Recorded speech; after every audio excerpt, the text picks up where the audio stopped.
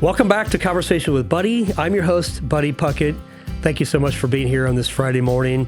Again, we do this every Friday. We've been doing this for now coming up on 4 years. And the goal is that we introduce people in our community and that you get to know them better. So hopefully that's the case. Hopefully you're encouraged and inspired. And there's a lot of great stories on here. So if you do me a favor, if you hit that little subscribe button on our YouTube channel or our podcast platform and just follow our channel, would be fantastic. If you share with people, that would be awesome. This morning I have a great guest. Never met her before. But without further ado, let me introduce you to Jaika Yber. Welcome, Jaika. Hi. Thank you, Buddy, for that introduction. Yeah. How are you? Good. Pretty good. Yeah. So what time did you drove down from Portland? Yes. But you used to live in Salem. Yes. How long did it take you to drive down this morning? Around 40 minutes. Okay, that's not bad. Yeah, no traffic. No traffic. So everybody was heading north. Something like that. Yeah. Gotcha. If I can fix my chair here. All right. So let's talk about you. I want to know about you. Now, who referred you, first of all? Lucy Escobar. Lucy Escobar referred you to me. And Yes. I loved having Lucy on here. She's a great coach. How do you know Lucy? We just met at the CBW event. One event, we randomly sat beside each other and then we just clicked. Okay. Yeah, because I like to joke around and I think she does too. Yeah. And then we just clicked. That's funny. Yeah. I love it. What's you said CW event? Oh, Chamber Business Women. Chamber Business In Salem. In Salem. When was that event? It was a Christmas party, something. Okay. Yeah. So you've only known her for 5 or 6 months. Yes. But she's one of those people you meet and you just love her. Yes, I feel like we know each other for years. Yeah. Yeah. Why do you say that? Well, is there something like you have the same personalities, same faith, what about that kind of drew you guys as friends? I think we have the same mindset. We have the same goals. Yeah. We share the same principles. Yeah. Yeah. Especially the goals and how, what do you call this? We become an observer. Yeah. Instead of being reactive. So I think that's why we really connect. That's good. And she's a coach. I mean, have you ever hired her for a coach just to coach you? No, I'd hang out with Lucy just to have her coach you. I mean, I think she's a great coach. I mean, she's never coached me, but I'm sure I could learn stuff from her. Oh, I've learned a lot from her, and I kept it to heart because that is the product. Yeah. Yeah. That is the product. Exactly. Exactly. Well, Jaika, we're gonna learn about you. We're gonna hear your journey of life. You're just 30. You said 31. Yes. Okay, so you're just a little bit older than my daughters, which is cool. Where did you grow up? And tell me about maybe your family, your parents, and really the journey as to how you got to here today. But we'll start where were you born at? I was born in the Philippines, Okay. specifically the city called Dumaguete. And my dad is half Spanish. My mom is pure Filipino. And they just met in Dumaguete. They were young when they had me, like 18, 17, around that. Gotcha. How long did you live in the Philippines before you came to America? I lived in the Philippines for 23 years. Oh, wow. Yeah, and then came here. So so that's been most of your life. I mean, really? Yes. Okay. My dad is a citizen here. That's why I'm able to come here too. Okay. Yeah. Gotcha. So are your mom and dad still in the Philippines though? Or No, my dad is in Austin right now. Okay. He works at Oracle cybersecurity. Yeah. And my mom is retired in the Philippines. She used to work as an IT and logistics specialist under the U.S. Army in Afghanistan. Wow. Yeah, I know. Holy cow. Yeah. Now, are your mom and dad still married? No, they're divorced. Okay. How long ago were they divorced? I think since I was probably 12 or 11. Okay. Yeah. So did you live primarily with your mom growing up then? Yes, but not really, because my mom is in Afghanistan the whole 15 years of my life. And my dad was here, so I grew up with my grandfather. Okay. Yeah. Okay. Well, that's interesting. So I want to hear a little bit about, the early days of your life, when your mom and dad were married. What'd you learn from your mom and dad? Because no mom and dad's perfect, by the way. Yes. Unfortunately got divorced and that happens. But what'd you learn from mom and dad? What'd they teach you? My mom and dad were busy regaining their teenage life. Okay. So what I learned growing up was I don't want to be like this when I have kids.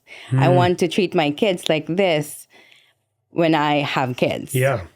So those are the things that I learned growing up. I mean, I don't blame them. I don't blame them from how they raised me. Yeah. I mean, they didn't really raise me because it was my grandpa who raised me. My mom was there, but she's overseas. Yeah. So I grew up with my grandpa. He did instill all of my values and brought me to church every Sunday. I mean, that is one of the traditions that we have in the Philippines. It's common in the Philippines to go to church as a family on Sundays and then have lunch afterwards. Yeah, it's like a gathering. Yeah. Now, in the Philippines, what's the major religion? Is it Catholicism? Or what is it in the Philippines? Both, I think. Christianity and yeah. Okay, so you grew up in a Christian family. Okay, you were going to church. All right. What do you remember about the early days of church, hearing about Jesus for the first time? What was that like? My mom brought me to early child school at the church. Yeah. So every Sunday, we go to the Sunday school. Yeah.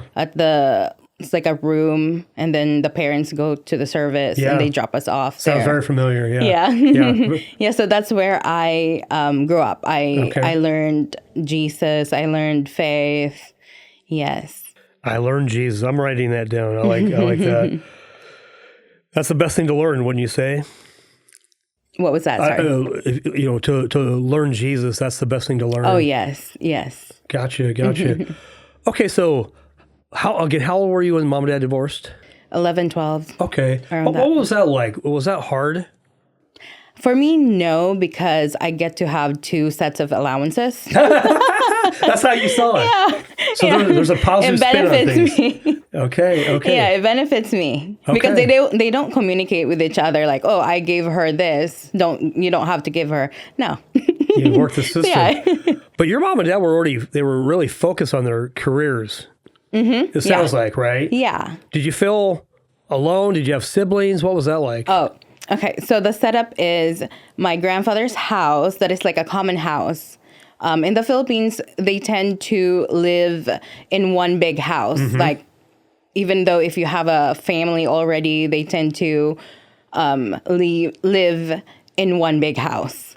Yeah, so I was living with my 2 cousins, Stacy and Julie. And we grew up together. So they're like my sisters. They are my first cousin because their mom was here in America working too. Gotcha. Okay. So your parents didn't have any other children, just you? Right before they divorced, I have a younger sister. Oh, you do have a younger sister? Okay. Yeah. Our gap is 8-9 years. Are you guys close or? You can say that it's just because of the gap that I feel like she's my daughter. She's your daughter, not your sister. And where does she live? She lives here in Salem. Oh, she lives here in Salem. Yeah. Too funny. Okay, so you guys get together a fair amount, or? It's been a while. Okay. We're just so busy. Yeah. And she's not really an outdoor person. She's very introverted. Yeah. Okay. Would you say you're an extrovert? Yes, I am very extroverted. I can't live in the house for like 24 hours. It's like, I gotta go. I gotta be around some people, yeah. I gotta interact. I got it. I love that. That's interesting. Well, that's good to know. I actually am an introvert, but I love being around people. It does drain my battery. You probably fuel up, like you feel like, yes. Oh, yeah. Okay. Yeah, after like a day at work, at the office, and when I come home, I still feel amped up. Okay, that's good. That's good. All right, so you grew up in the Philippines. What was school like? Sports, stuff like that? School was very It's not hard, but it's more focused on achieving merits, achieving honors. They're very competitive there in the Philippines. Really? Yeah, and the curriculum is much more harder than here in America. I mean, I could totally differentiate it. Even my Love it. sister Yeah. said that. Like anyone who comes here from the Philippines will have honors here. No kidding. I like that. I mean, Yeah. And Yeah. we don't have the curriculum called K to 12, so it's only until the 6th grade and then you're in high school.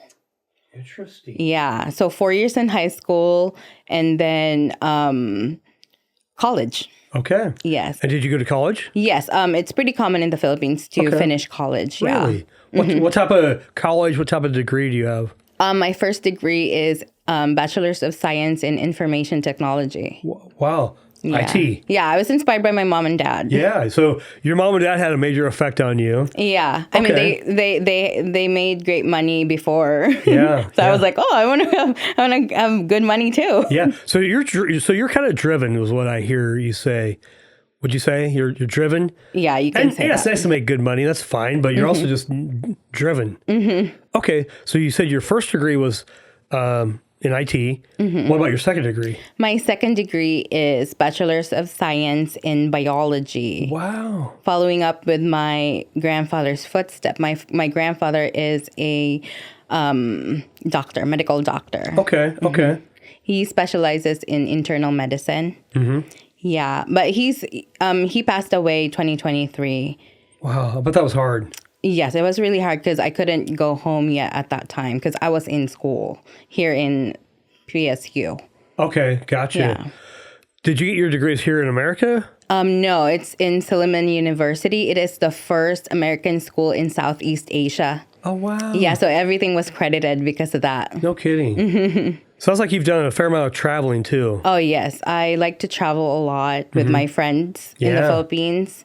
Yeah, because like I said, my mom and dad weren't there, and there's nothing much I can do with my grandpa because he's old. He's a doctor. Yeah, yeah. So I travel with my friends. Okay, so your grandpa, was that your mom's dad? Yes, my mom's side. Your mom's dad. Okay, so he was pure Filipino. Yes. What were some of those traits, characteristics that your grandpa had that you loved?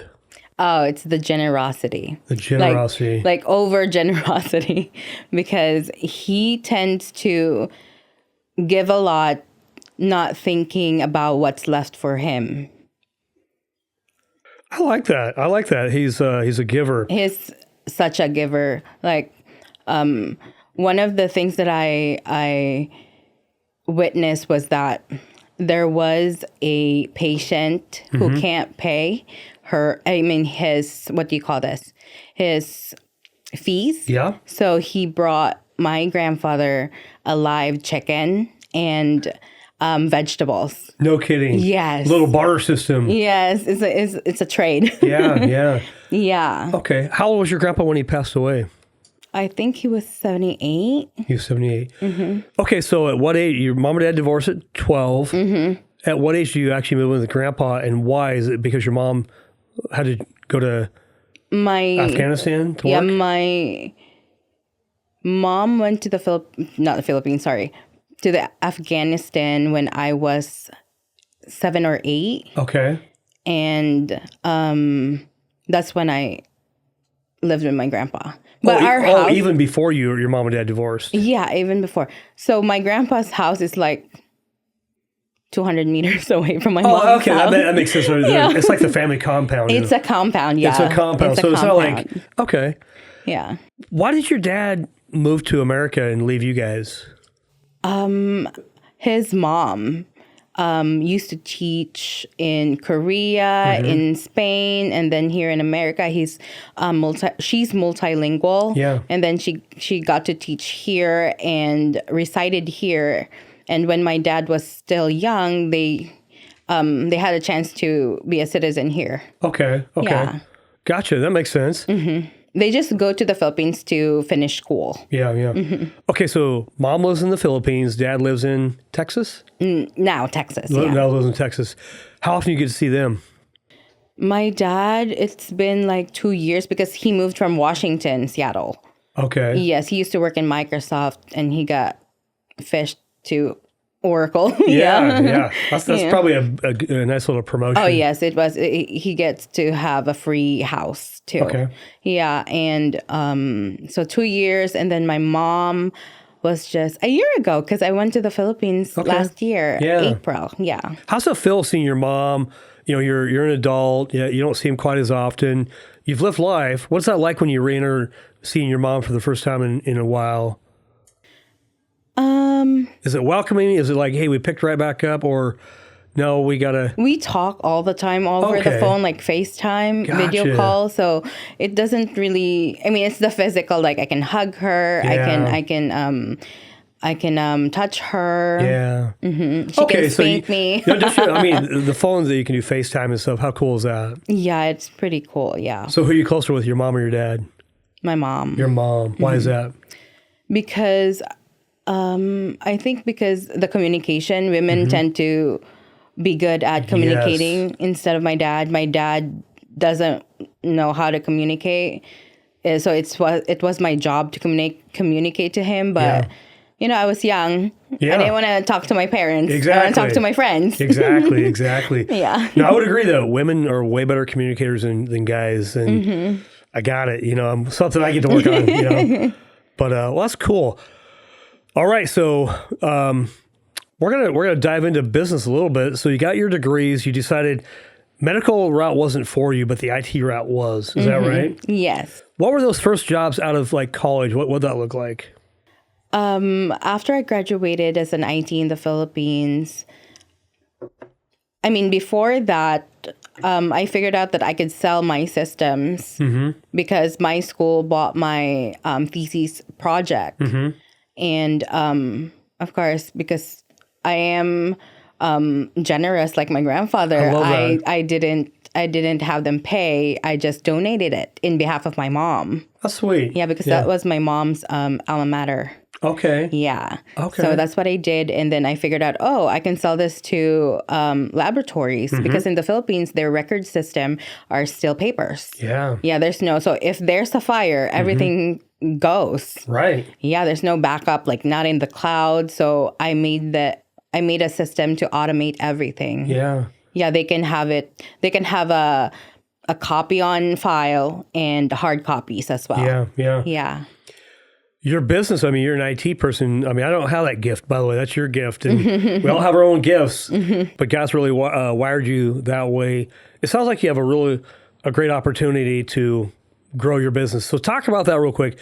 What business are you in? And you talked about some growth that you've had. So talk to us about that. Okay, so my business is about web development design. Okay. So we create websites for business men and women, and we do social media management and content creation. And we also specialize in SEO marketing, and I also supply virtual assistants. Really? Yeah. How many clients do you have? Right now, I think I have 10. Okay. And counting. When did you launch your business? 2024 March. Okay. Yeah. So you'd work for somebody after college, but then at some point in time you decided to go into business for yourself. Talk to us about that journey. Yeah. So when I came here to Oregon, I went to school to PSU. Okay. And so I needed to what's it called? To go to work so I can live. Yeah, right. Yeah. So I met this Filipino family who owns a caregiving company. So I worked as a caregiver while I was in school. Yeah. And at that time, I was so fortunate. At that time, it was still COVID times. So I get to just go to work and go to school at the same time. And the family who I was caregiving with allowed it. So that's so cool. It was, they were helpful. So yeah. Okay. Gotcha. So, but once you get your degree. Yes, I got my degree 2023. Okay. And then after that, I worked as an executive assistant with the owner of the agency. And then I also worked as a phlebotomist before that. Oh, you did? Yes, in Taking St. blood Vincent. Yeah, in St. Vincent. Okay, yeah. Yes. And from there, that's where I figured out that, I do want to have my own business, because looking at my boss, she's my friend too. Yeah. Looking at her, like her life, she owns her time. Nobody's telling her to come in right now, or you have to be on this day and this time, this amount of days, and all that stuff. So I wanted to have that freedom. Yeah. Yeah. So I was inspired by that. And that's when I said, like, what are the skills that I have that I can sell? So I was thinking, web development design. Web development. Yeah. That's amazing. Yeah. And so you started in 2024. What's the name of your business? Yber Digitals. Yber? Oh, yeah. Yeah, that's my Yber, my family name. Yber Digital. Okay. and you do quite a few things: web development, social media, SEO. But you love the web development side. Is that what you love most? The software systems. Software systems. Yes. So really, I mean, you can go as high as you want to go. Yes. And you like that? Okay. What's that look like for you? It's like cooking. I love to cook. Okay. So creating system for me is like refreshing my mind. It's just peaceful for me. Yeah, but I don't do that anymore. I have people to do that so that I can focus on marketing. Okay. Getting more clients. So right now you're focused on more marketing, getting more clients, but you grew 800% or something like that. Tell us about that. I grew 800% during our second year. Okay. I believe because I built a system. I mean, I didn't build it alone. It's with my employees as well. Okay. Yeah, they helped a lot. Yeah. And the system was to focus on the 3 pillars. I call it the 3 pillars, which is social media, Google Business Listing, and the website. So I create... Not me. One of my employees create blogs and post it on the website, then share it on Facebook, and share it on Google Business Listing. Yeah. So that is link building already. You're building credibility with Google and in Gemini through Facebook. So when you post it there, it's like another set of keywords. So that keywords that you use for that blog post has been it's like times 2. Okay. Once you post it. Yeah. Gotcha. So the key is do the blog, but use keywords that people are searching. Yes. How do you find those keywords? What's the secret there? I'm always wondering. Number 1 is, what business do you have? If you were to find someone who has your services, what would you choose? What would you write? Yeah. And you can do your research as well. Like, what are the keywords that is mainly used? However, most agencies use the most popular. Okay. But that means you're competing with big companies. Right. So you want to add a little bit of phrase on that keyword instead of keyword, key phrases. Key phrases. Yeah, key phrases. Okay.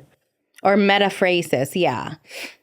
Because you're going to be, like, for example, web development. I can't just put web development and then I will pop up, because I'm going to be competing with all of the big companies here in Portland. Yeah, so I won't be seen. I'll be at the really back of the row. Yeah. Well, what's a key phrase? Give me an example. A key phrase is like web design in Salem. Okay, so web design is generic, but in Salem. In Salem, it's specific. It's local. Specific. Okay. Yeah, it's targeting local. Okay, that's interesting. Yeah. By adding that as a phrase. Okay. Interesting. And one of the things as well is that instead of using in Salem, you can also say for podcast, for med spas, for clinics. Yeah, so those are web development or web design for med spas, web development and designed for clinics and all that. Those are the competitive ones that you could use instead of just the generic one, the general one. How'd you learn all this? So this is fascinating. Trial and error. Trial and error. And research, of course. So many YouTube, so many, researching Googles and testimonies from other agencies. Yeah. Do you have a favorite YouTube channel that you go to, like a mentor, a coach, somebody you watch? Sorry, not really. Okay. Because I just look at the views, like which one has the highest views. Okay. Yes. So if you're going to research something, you might pull up 10 videos and you go to the one that has the most views and go, okay, let's figure out what they're doing right. Yeah. Okay. And what socials are you on?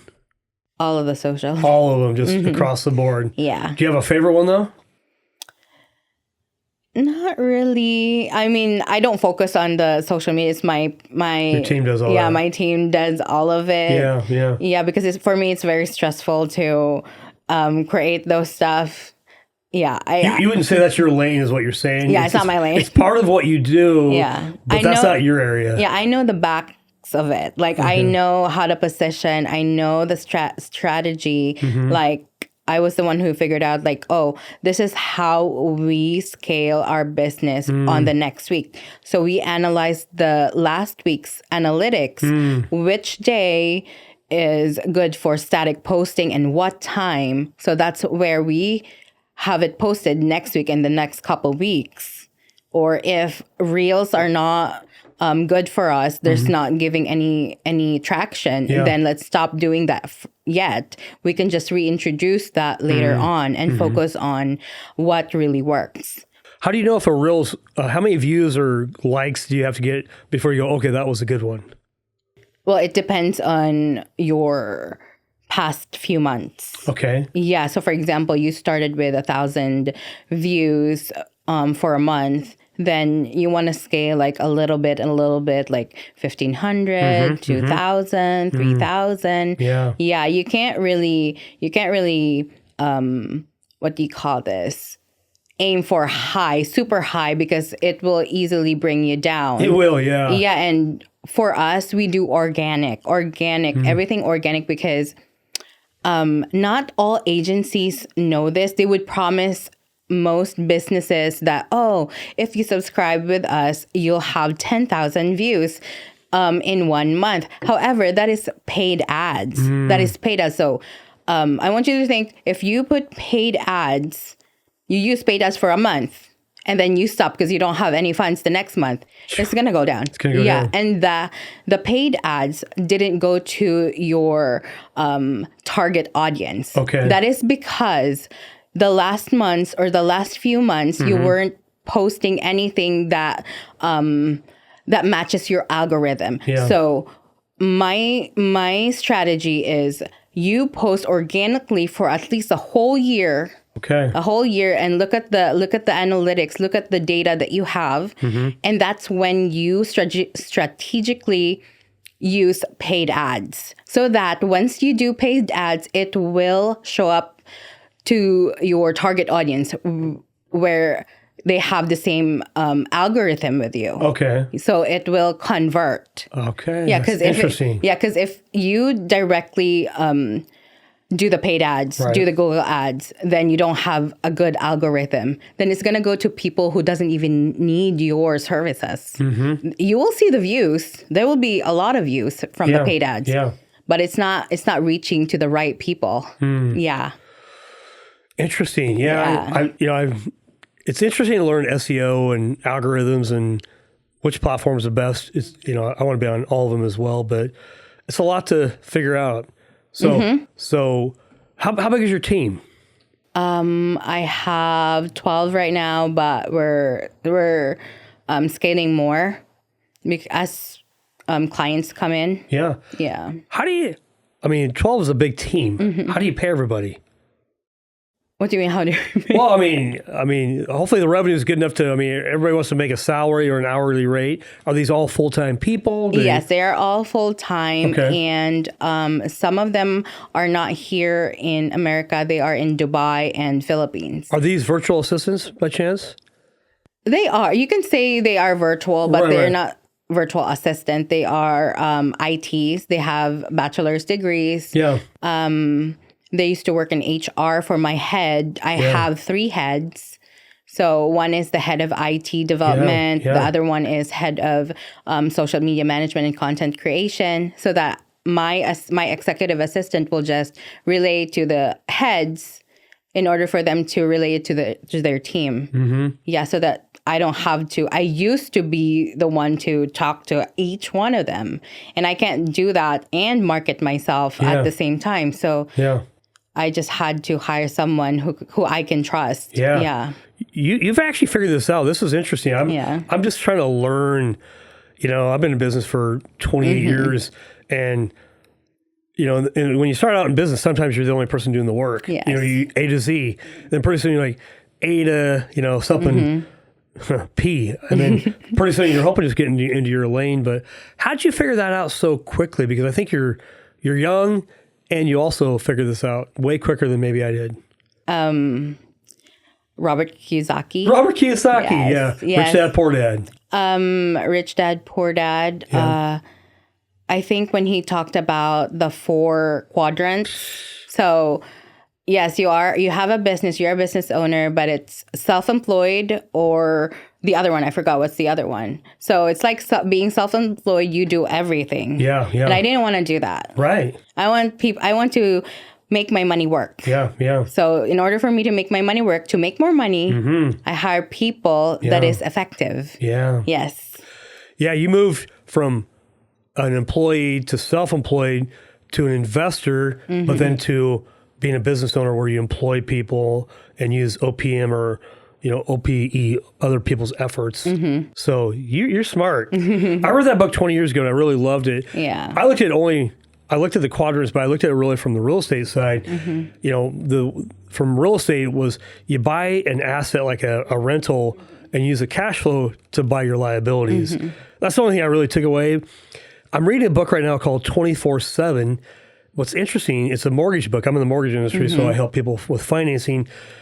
But he's taken Robert Kiyosaki's 4 quadrants, and he did the exact same thing in his mortgage business, and he scaled his business from, I'll just say, 36 million to 200 million of volume in probably 7 to 8 years. That's pretty massive, by the way. Oh, yeah. But he used Robert Kiyosaki's whole methodology. Yes. So good for you. I like that. Are you a reader? Do you read a lot? Oh, yeah. I'm a bookworm. Come on. What's your book you're reading right now? Right now, it's the Think and Grow Rich. Okay. I've been seeing that for quite a while. I just didn't have time, but finally I did. Because my boss from my first job, she gave me a Kindle because she knows that I'm a bookworm. Yeah. And so that's where I can just download anything. I don't have to go to the library or a bookstore. Okay. Yeah. So Robert Kiyosaki, Rich Dad Poor Dad, Think and Grow Rich. Give me a third book that you may have read in the last year. Cardone. 10X? No, not 10X. It's the Sell or Be Sold. Sell or Be Sold. Okay. Yeah, so you want to be sold. Totally, yeah. Yeah. That's where I figured out how to become a good leader, a good boss. Because first, of course. You're doing so good. Not at first, because I was like watching my employee like a hawk. Yeah, I was like very controlling. Yes. Yeah. Because I know that my design, my system works. Yeah. I'm better than them. That's that mentality. Careful. But then as I read a lot of books about leadership, about business, I figured out I have to hire people who are smarter than me in that industry. Yeah. Yeah. You ever heard this quote here? Let me think here for a sec. A couple quotes. Grant Cardone has a quote that says, "Go the extra mile, there's nobody on it." So when you're serving people, you do the extra. You give a little bit more. There's nobody there. People oftentimes only do the bare minimum. Yeah. So go the extra mile. What was I going to say? It was, go back. You're saying something about, here's a quote for you. So me and my buddies, Tim Davis, Finn Anderson, we're part of Valor Mentoring, which is a ministry that we do. we went to a men's conference, or not even a men's conference, just a Christian conference, probably a decade ago. And Craig Rochelle, he's a Christian guy, pastor, author. But the quote was, you can have control or you can have growth. You just can't have both. I'm like, Here I was trying to build a model with just me being in control and hovering and controlling what was going on and realizing that doesn't work. So have control or growth, but you can't have both. So I want growth. That means I have to let go of control. Create standards and, best practices, and then let people do what they do best. Yeah, that's true. But you learned that really young. I wish I learned that 28 years ago. Really? I felt No, like... you're doing so good. You're doing so good. Trust me. I feel like I'm late. I'm 57. I'm late to the party. I think you're doing great. I just hired my daughter about 6 weeks ago. She's 29, Emily, and so she's coming to the mortgage business. And my goal today is as a boss really is to let you know this is your show. This is not my show. This is how we do it. But your spin and your flavor and the way you take care of people is going to come authentically from you.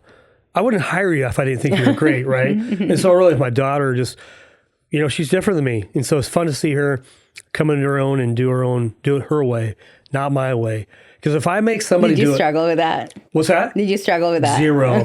I used to. Oh, you used to. Today, I don't think I struggle with it. But I used to. If I went back 6 years ago in 2020, before COVID came, COVID was a blessing for me to let go. We weren't meeting with people in person. We couldn't do what we had always been doing for the last 20 years. Yeah. So all the old habits broke. And so true. it forced me to go, we started doing virtual meetings. I started delegating more. I went on vacation more. I worked 4 hours a day. So for 2 years, I only worked 4 hours a day. Oh, nice. 4 days a week. Robert, here's a book for you. It's a secular book. It's not a Christian book, but it's one of my favorites. The 4-Hour Work Week, Tim Ferriss. So it's kind of funny. Of course, we don't work 4 hours a week, but if you get the mindset so Tim Ferriss was probably in his 30s when he wrote this book. He would go to Europe for like 6 months at a time. His email would say, I only check my emails on Fridays. And so if you send an email, contact my team. And so he learned to batch things. And so he lived a whole different life. Instead of waiting till he's 60 to retire, he did many retirements throughout his life. And so I started living that mindset. And so I didn't work 4 hours a week. I worked 4 hours a day for a couple of years. So that's 16 hours a week. Funny enough, though, you can get all your work done in 16 hours when you get rid of all distractions. So oftentimes, I'm in sales. You're actually in sales, right? We can be really busy being busy, but is it productive? And so always the question is like, I worked 60 hours. Really? Did you really? I bet you didn't. Yeah. Right. And so how do we get rid of the noise and the fluff and the distractions and just do the work that makes the money? So have you ever heard a book called the 80-20 principle? Yeah. Pareto's principle. So how do you get rid of the 80 and work on the 20? Because the 20 brings in 80% of the income. So what's your thoughts on that? What I do, I forgot who I got this from, like which book, is that finish your important works before 12 noon. Yes. And for the rest of the day, you can do your 80. Dude, that is, so finish, I'm going to say finish before noon. That is. Yes. The important ones. The important ones. The hard and important ones. The hard ones that you don't want to do. So finish the important work before noon. There's a guy, his name's Todd, I can't think of his last name, but in the mortgage industry, he's been a coach for probably 25 years. But he has a saying that says, what was it? Crap, now I can't even remember. Something like, win by noon. So that's the saying, win by noon. Yeah. And so in 2020, a lot happened for me in 2020, like all these ahas and win by noon. So I had on my schedule, win by noon. So all my work was done by noon. I could work 8 to noon and I was done. Now I could continue working, but I think really to your point, do the 20% in the early morning and then the afternoon, work on the 80% that doesn't move the needle as much. Yeah. Is that what you're saying? Yes. See, you are wise. You're so wise. I think your business is going to continue to grow and scale because you have that mindset. I hope so. Okay. Have you got through the book Think and Grow Rich yet? Are you completely done or just partly? I'm rereading some parts before I become done. Okay. Because before I finish this book, Yeah. I want to really instill it in my mind and use it as a practice, like Yeah. all of the stuff that it is teaching me. Yeah. Yeah. What's the one takeaway you've gotten so far? It's the affirmations. 5 affirmations before you sleep, and then same thing as soon as you wake up, because you're talking to your subconscious. Yeah. You're telling your subconscious that you affirm it instead of manifest. Manifest is to bring. Affirmation is it's already been done. It's already been done. Yes, you have to tell your subconscious it's done. Well, Jesus, said on the cross, it is finished. That was like the Yes. seventh thing he said. So Jesus has paid the price for us to do what we do. He gave you gifts. It's already been done. Yes. Just go do them. And so how do you say that to yourself to keep it biblical without being weird? What do you say to yourself? I can do all things through Christ who strengthens me. Look at that. Yeah. You know that one, Philippians 4:13. All right. Is that one of your favorite Bible verses? Oh yeah, that is my favorite one since I was a kid. No kidding. Yeah. Who taught you most about Jesus? Was it your grandpa or your parents? The thing is, I don't like it when my parents talk to me about Jesus. I tend to be defensive. Okay. I don't know why. I'm still figuring that out, but I myself like to go to church. I like to go to Bible studies. And my mom did, one of her rules was to go to Bible study. Mm-hmm. At first, I was like, oh my gosh. Shut up, Mom. Yeah. I don't want to. Yeah, Well, that's not rebellious. I mean, yeah. it's like, so I have 2 daughters, my wife and I do. And something I learned as a kid growing up is if my parents told me not to do something, I was going to go do it. If they told me to do something, I wasn't going to do it. And so I use reverse psychology on my daughters. We still joke about it. So my daughter now works for me. I'm like, hey, you can come to work anytime you want. Now, I don't know what your paycheck will look like, but you can come anytime you want. So she's like, okay, I think I need to figure this out. Yeah. But is there some rebellion that we as kids have toward our parents? Because you said, whenever my parents talk about this, I didn't want to do it. And also, is there any hypocrisies like, yeah, I know how you live, and I don't really maybe agree with that. Yeah, I think that's why. Is that kind of like, you should go to Bible and say, well, hold on, you're not living your life perfect, so how dare you? Was that ever it? I think that's it. I think that's that is it. Okay. Because I can't think of anything else why. But right now, of course, I'm not like that anymore. we grow out of those phases, yeah. Yeah, I become mature. You've matured and realized our parents don't have it all figured out. We can still love them, have grace and mercy that God shows us. And my mom admitted that I am more responsible and more mature than her. Mean, honestly, there's a lot of people, you're very mature. Yeah, that's what she told me. And I'm like, yeah, I know. But you had to learn maybe some bad. Oh, I've learned a lot. Yeah. I think the drive that I have comes from survival. Okay. Yeah, because growing up, I don't have parents. I don't remember growing up much with my mom and my dad. So it's just my grandpa, and my grandpa's a doctor, so he's not there all the time. So we we grew up with maids and cook and driver. So that's the only Where was your grandma? My grandpa and my grandma were divorced. Okay. When I was around the same age. Okay. Yeah, I mean younger. Yeah, younger. When I was like 5 years old, I guess. Okay.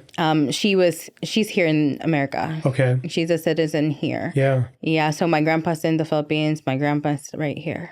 So your grandpa was working. Your parents were gone their way. So in a way, you've raised yourself. Yes, with my 2 cousins. Yeah. A lot of people live in fear. Now, from a Christian perspective, we know that perfect love casts out all fear. We know that it's in 1 John. But a lot of people live in fear. You potentially could live in fear because... Yeah, I could. But I don't think that you do. I don't sense that you do. Why is that? I think because I see my mom as a very strong woman. Mm-hmm. Yeah, I saw how she grew up abruptly Yeah. and had to leave me and my sister for us to, have a comfortable life. Mm-hmm. Yeah, and dealing with my dad, Yeah. the divorce. Was he hard to deal with or something? Oh yeah, my dad is like has a woman's emotional, what do you call this, being.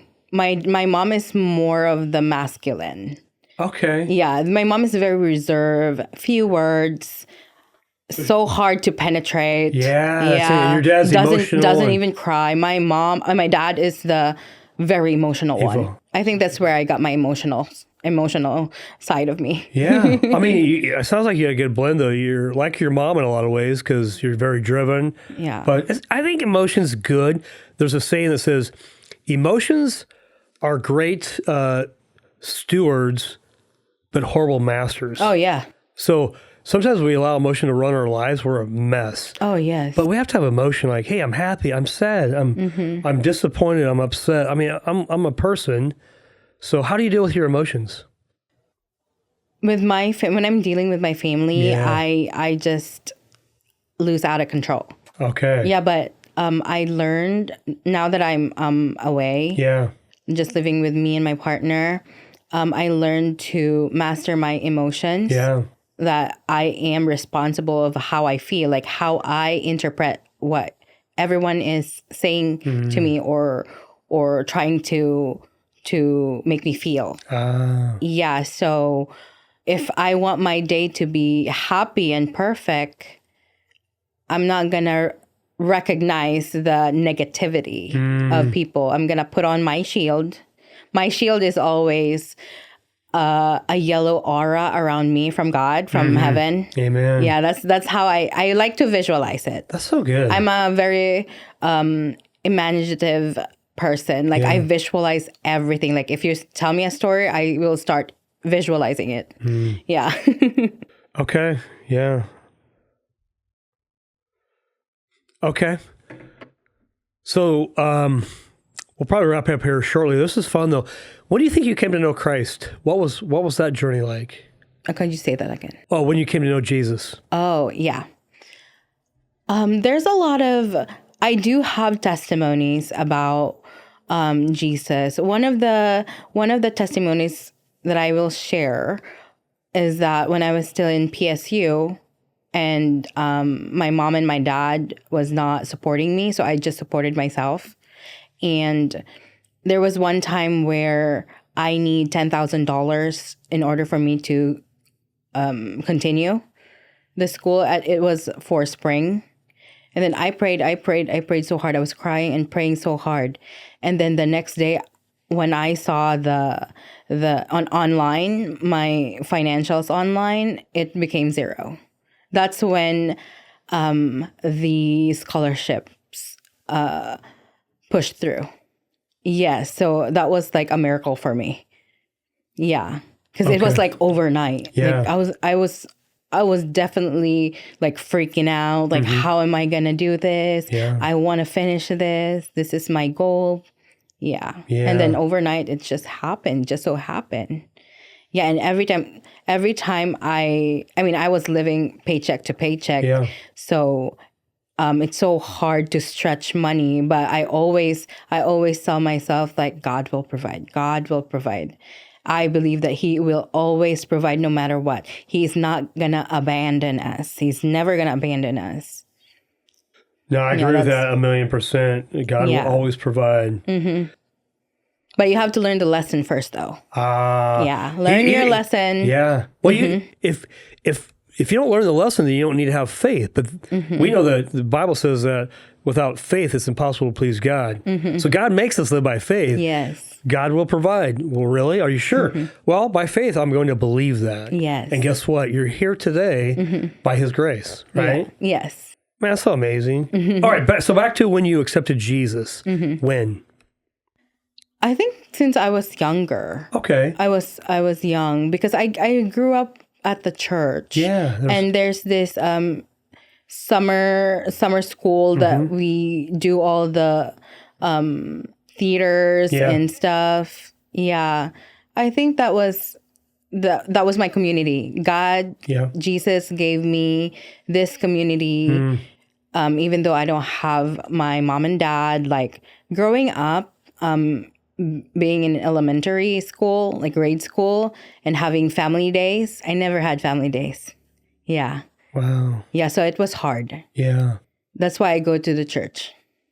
The church God provided the church for you to really save you, not just spiritually, yes, but also just as a young little girl. To make it my home. To make it your home. It doesn't, do you have any regrets? I mean, that it turned out the way it did, or you knew that God just has you and it's okay? Oh, I don't have zero regrets. I wouldn't be right here. I wouldn't be the person I am if one thing was changed. So you're thankful? Yes, I'm very thankful. I really appreciate that because you have reason to complain. You have reason to be upset, disappointed. Parents didn't, but you're not. I don't think that's a reason to complain. Number one, because I am very fortunate that I can eat wherever I want. And then there's a lot of people, even outside the U.S., that are struggling with just water. Yeah, like all of those stuff. Yeah, that's why me and my grandpa, I always go with him with their medical missions. So in the Philippines, we have families up in the mountain who doesn't have access to medicine, school supplies. Yeah, so that's what we always do every June. And it's even always... still, you go back to Philippines in June. Oh, no. It's my team. My team in the Philippines does it. So Got it. Yeah, so we partnered with my grandpa. My grandpa put up a mini hospital. So he's one of the founders. So we partnered with them to supply for the medical missions and the feeding programs. It feels like your business is not just your business, but there's passion, there's purpose. You've partnered with, like, your grandpa's... Nonprofits, yeah. And so there's a vision that's behind what you do. Is that what drives you? Yes. I'm such a giver. Yeah, so I think I didn't mention this today, but all of the payments that my clients pay us, 10% of that goes to the nonprofit or the church. That's so good. Yeah, because we have to give something back. Yeah. It's not just take. Yeah. Yeah. Okay, let's say I was going to hire you, just as an example, to grow my podcast, to help my mortgage business. What would that look like? I mean, I really think you have value. You know things I don't know. But the thing that really makes me intrigued is your purpose. It's more than just that. It's the nonprofit, stuff like that. So what does that look like? Number one, I would sit down and talk to you first. Like, what is your goal? Yeah. If your goal is to have more views or have more clients? Yeah. Then that is the strategy. We'll create a strategy to get to that. Yeah. And then second would be to support that. We have to analyze your analytics from the past 2 years. Yeah. If you have the past 2 years. Yeah, we do. Yeah. Yeah. So we analyze that. I have my head who does that. And we create a testing. Yeah. A 1 to 2 months testing. Because you can't just go to war blind with bullets. Yeah. Yeah. Because you don't know you need arrows instead of bullets. Right. Okay. Yeah. Interesting. Yeah. So that's our approach. That's why we always tell our clients, like, okay, if you want to sign with us, your 1 month would be the planning and the strategic analytics and all that fancy stuff. All the fancy stuff. Yeah. Yeah. And then that's when we execute. And I have to really let you know that this is not what's going to make you money right now. Okay. You just have to be patient of the process. Yeah. You will have you'll have your money back, but it will take time. Yeah. Yes. And this is just for credibility too. What we do is for credibility, your credibility. But we're gonna do that to the extent where it can be known to where you want to be known. Yeah. But it's also your job to close all of those. Yeah. Close those clients, close those deals. Yeah. Yeah. Okay. You can bring it to the table, but that's my job's to do the closing. Okay. Yeah. That's fascinating. I think you have a huge value. I really do. So. Yeah. And also, I'd like to add that one of my go speeches with my clients is that, okay, here, this is how we do it. We build you a hook. Yeah. And then we create trust. Yeah. Trust me. First is testimonies from your past clients or your viewers that helped them a lot. So testimonies, that's first trust for the viewers. And second is your credibility as a business owner or as a coach or as a medical doctor is your credibility, which is your certifications, the nutrition facts behind your product. Yeah. And then the third is your CTA, because once you build trust, two kinds of trust, that converts to clients. Yeah. Or purchases. Yeah. So hook, trust, and CTA, the call to action? Yes. Two types of trust, not just one way. Two types of trust. Yeah. One was... relatable to other people. Yeah, and then credibility. Your credibility. Because if you were to look for a product, you want to see testimonies, right? Like what are the reviews? I have to see it. Yeah. Yes, like what are the good reviews? What are the bad reviews? Yeah. And then the credibility. Like, is this safe? Is this company FDA approved or vegan or whatever? Yeah. And then if it checks out, I'm gonna buy that product then. All day. Yes, right. So you have to do that. I'm a buyer. You can't. You can sell me, but I'd rather buy based on, do I trust you? Is it credible? Do I get some testimonies? And then the call to action, click the button here, buy the thing. Yes. And if it does, make it easy for them. Make it easy. Okay. What's your website too, by the way? Yberdigitals.com. Okay. So we're going to put that in the show notes as well, because we want people to connect with you. Question. In 10 years, you'll be 41 years old. What's your vision look like? My vision would look like, of course, Yber Digitals will become an empire. And I will be able to, this is the number one thing. Yeah. I'll be able to donate $20,000 a month. Come on. That is my number one. I love that. That's one of my number one prayers. I'm behind that because, I look around all the people that need our help. Like you said, there's people, we eat food and we're no problem. We have water, no problem. There's people that may not know where the next drink of water is coming from. Is your heart for the Philippines only? Is it around the world? What's it look like? Oh, it's here in the U.S. because this became my home. Yeah. And through helping nonprofits, like I do service for free for nonprofits in order for their businesses to be known and get more investors. Yeah. Okay. You want it, so your number one goal is to donate $20,000 a month. Yes, a month. Hey, I like it. I believe that all things are possible with God. It's just money. God doesn't need our money, but He wants to use you and I if He knows that He can trust us with what He gives us. And so with that, I think your heart's in the right place, and I believe it will. I also pray for that though. That my mind and my decision making will be in the right place. Because I am also aware that I'm only human. Yes. I can spend it somewhere else, like luxury and stuff. Yep. Yeah. So I pray about that. I've been that guy, I wish I could say I was a perfect steward my whole life. Oh, no. Not true.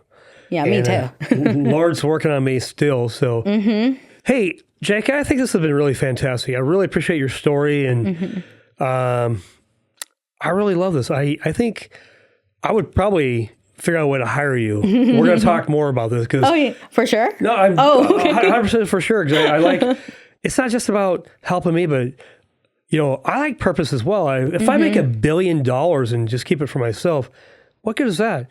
But if we can learn how to make money and go help the world and, provide drinking water to whatever, wherever, and we're helping people and we're giving, that's what God's called us to do. Yeah. That's the real joy. Yes. Don't you agree? Yes. Any last words, Jacob, before we end this podcast? Because this has gone really fast, hasn't it? Like, we've already been speaking it's for like 5 minutes ago. that we we started. started. We've already speaking for an hour. Any last words of wisdom that you want to share with our audience? Yeah. So I just want to tell everybody that have hope. Don't lose hope. Someone is backing you up. You just don't feel it. You just don't know it. But again, our Jesus Christ takes their time so that you will be prepared. He is preparing all of us for the big thing. And when you feel like everything is coming down, like it's just you're broken, everything's on your shoulders, the world's on your shoulders, you should be happy at that time, because that means it's coming. Yeah. It's coming near. Yeah. Yeah. So you should change your mindset to that. Okay. Yeah, instead of wallowing and into despair and just sleeping or whatever, or drinking. Yeah. Hey, that's great advice. I love that. So we're going to sign off with that little bit of wisdom there from Jaika. Hey, thanks for listening this week. We appreciate you every week. Hey, if you ever want to be on the podcast, or you know somebody that would be a good fit for our podcast to share their story, I always say that everyone has a story or a testimony. Yeah, and our goal is to share Jesus. In John 14:6, he says, I am the way, the truth, and the life. And I personally believe that Jesus is the only way. So hopefully you believe that as well. Jaika, I think down the road we're going to have you on again. I think it'd be fun to invite you back in 6 months or a year. I want to see your journey. I want to see the day that, buddy, we were able to give our first $20,000 gift. Yay. Yeah. Yay, huh? You ready? I'm excited. Okay, we're going to do it. So we'll see you next week. Thank you.